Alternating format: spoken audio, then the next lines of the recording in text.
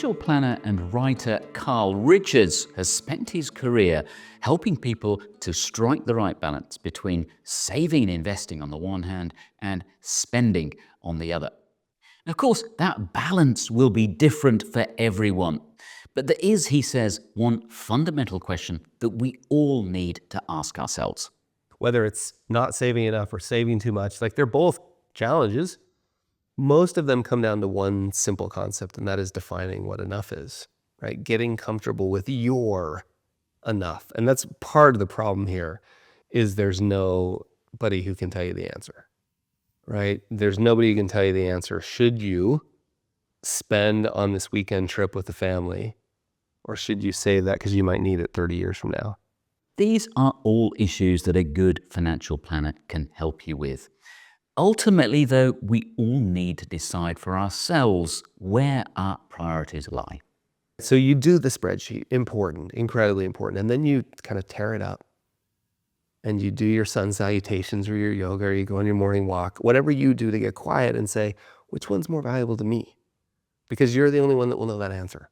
And I think that will get you closer to enough. Sometimes you'll say, you know what, that experience isn't as important as making sure we have money 20 years from now.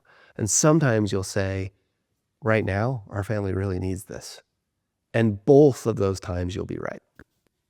A rule that Carl Richards applies to his own life is to prioritize spending on experiences as opposed to physical possessions. It's advice that's supported by academic evidence. The research is pretty clear. Experiences bring more happiness than stuff, right?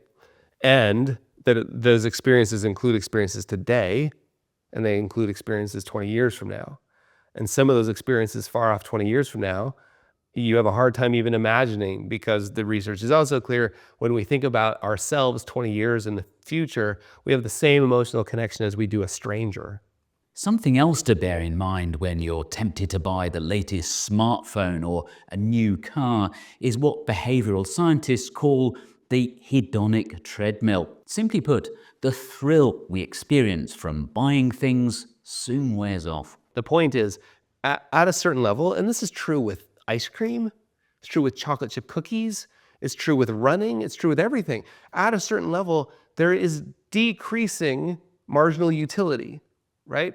The added benefit for one more bite of ice cream, when you go from bite 1, that's the best. Bite 2 is really awesome. You get to bite 47, and it's actually getting worse, right? And it's the same thing with income. Like, unless we're really clear about how we're using it, just earning more is not going to make you any happier. Again, only you can decide what you want to spend your money on.